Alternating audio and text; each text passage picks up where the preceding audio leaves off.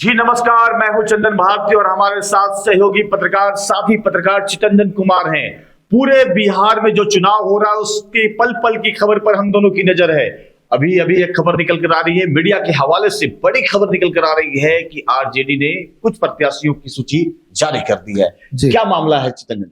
देखिए, आरजेडी ने टिकट बांटना शुरू कर दिया था एक दिन पहले, लेकिन कुछ मामला हुई थी तो बीच में टिकट वापस ले लिया गया। सुनने में आया कि पिताजी ने टिकट दिया, बेटा ने वापस कर लिया, यानी लालू यादव ने टिकट पीला पीला लिफाफा दे दिया और उसके बाद मालूम चलता है कि तेजस्वी यादव कॉल करके मंगवा लेते हैं, ऐसा सूत्र बता रहे हैं। बिल्कुल इस तरह की बातें चल रही थी, लेकिन हम उस तरह की बातें नहीं करेंगे क्योंकि वो पार्टी का बात है। लेकिन आरजेडी ने उम्मीदवारों को सिंबल बांट दिया है, जिसमें राघोपुर से तेजस्वी खुद यादव को चुनाव लड़ने की बातें कही जा रही है और वे आज संभवतः नामांकन कर देंगे।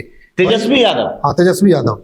उसके बाद उजियारपुर से आलोक मेहता को मैदान में पुनः उतार दिया गया है। पिछले बार वो लोकसभा चुनाव हार गए थे, चुनाव लड़े थे और वो चुनाव हार गए थे। इसी बीच विधानसभा चुनाव को लेकर के राजनीतिक सरगर्मियां जो है वह तेज है। पटना के सभी पार्टी गलियारों में देखा जा रहा है कि संभावित प्रत्याशी जो है वह डेरा जमाए हुए हैं और लगातार अपने टिकट की बारी का इंतजार कर रहे हैं कि पार्टी कार्यालय से फोन आए और हम अपना सिंबल लेकर जाएं।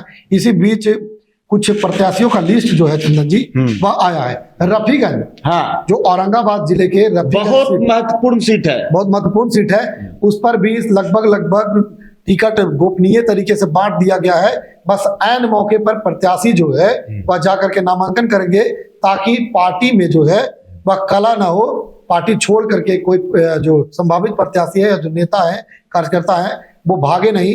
इसलिए गोपनीय तरीके से टिकट बांटी है। नाम हम अंतिम में घोषणा करेंगे, उससे पहले हम आपको पातेपुर से टिकट की बात करते हैं। तो पातेपुर से प्रेमा चौधरी को टिकट दे दिया गया है।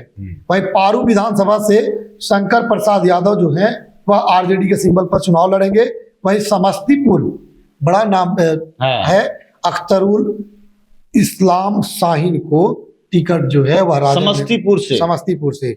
वहीं सिवान जिले के रघुनाथपुर से जो ओसामा है, शहाबुद्दीन के बेटे हैं, और रघुनाथपुर के लिए एक जो वर्तमान विधायक उन्होंने सीट छोड़ दी थी ओसामा के लिए। बिल्कुल, तो वो ओसामा वहां से डिट्टो हो गए हैं, आरजेडी ने डिट्टो कर दिया है और ओसामा सिंबल लेकर के लौट गए हैं समस्तीपुर और वे चुनावी मैदान में सिवान लौट गए हैं और वे रघुनाथपुर से नामांकन दाखिल करेंगे। उसके बाद सिवान सदर की बात करें चंदन जी, तो पूर्व विधानसभा अध्यक्ष जो अवध बिहारी चौधरी हैं, उन्हें टिकट फिर से पुनः दे दिया गया है।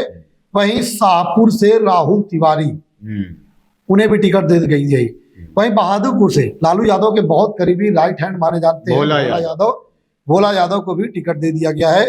वहीं सिंहेश्वर से चंद्रहांस चौपाल, उन्हें भी आरजेडी से संभवतः टिकट दे दी गई है, लेकिन थोड़ी बहुत संशय जो है वहां से बरकरार है। उसके बाद गायघाट से निरंजन कुमार, ये भी संशय बरकरार है।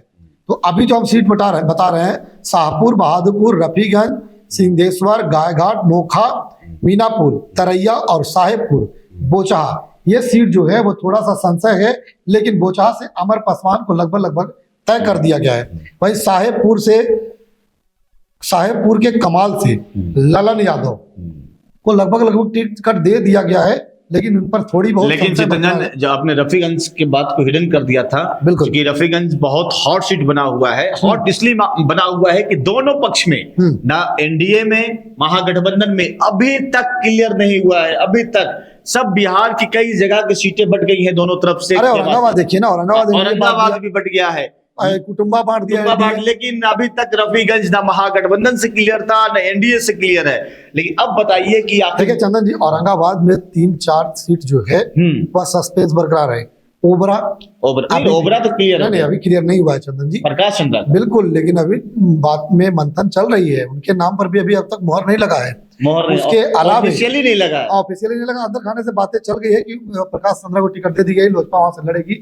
लेकिन आपको बता दें, नीतीश कुमार और जदयू की वहां से परंपरागत सीट रही है, तो नीतीश कुमार को जैसा बताया जा रहा है कि वो अपने सीटों को लेकर के अड़े हुए हैं, तो संभवतः ओबरा सीट भी जो है वो अंदर खाने से नीतीश कुमार अभी भी डेरा जमाए हुए हैं और उस सीट पर। अच्छा, ये बताइए, अब उसके अलावा बताते हैं आपको नबीनगर, जहाँ से चेतन आनंद की एनडीए से लड़ने की बात चल रही है, तो इंडिया से मतलब मगध में बहुत सारे सीटें पेचीदा बना हुआ है। लेकिन ये बताइए रफीगंज का मामला क्या, जो आप एक्सक्लूसिव देखिए लाने वाले हैं? रफीगंज से पहले हम आपको बताते हैं, गायघाट से निरंजन कुमार को टिकट ये तो हो गया, क्लियर है। नोखा से अनीता देवी को दे दिया गया है और मीनापुर से मुन्ना यादव को लगभग टिकट तय कर दिया। लेकिन रफीगंज में क्या हुआ?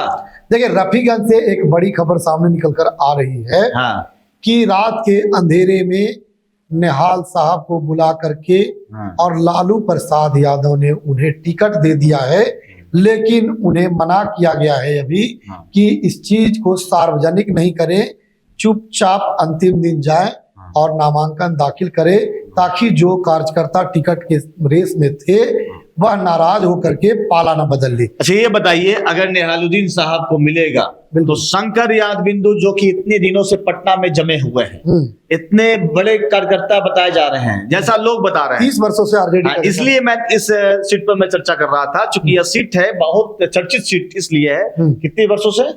30 वर्षों से 30 वर्षों से छाप से ही लालू यादव के साथ जुड़े हुए हैं, लेकिन अभी तक इनाम नहीं मिला है यादविंदु जी। बिल्कुल, इस बार उन्होंने खारिज कर दिया है, खारिज कर दिया है कि पार्टी टिकट देगी तभी चुनाव लड़ेंगे, नहीं देगी और नहीं देगी अगर बावजूद भी अगर नहीं मिलता है टिकट शंकर यादविंदु को तो यह सीट बहुत मायने में अलग सीट होगा, इसलिए चूंकि बहुत सारे लोग को निर्दलीय लड़ने की संभावना है। एक चीज और चंदन जी बता दे रहे आपको, शंकर यादविंदु चुनाव तभी लड़ेंगे जब सामने में एनडीए को वो हरा पाएंगे। अच्छा, यह भी एक बड़ा फैक्टर है, बड़ा बात है।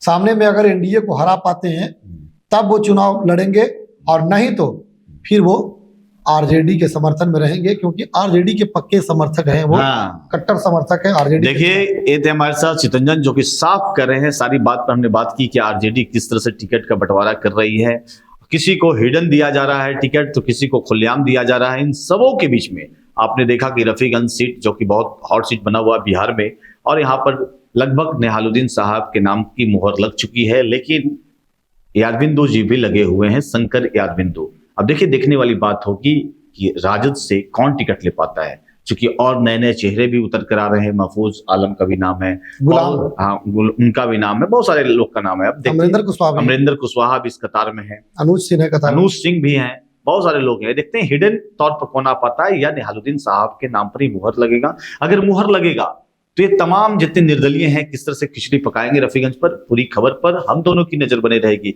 देखते रहिए सत्ययोग न्यूज।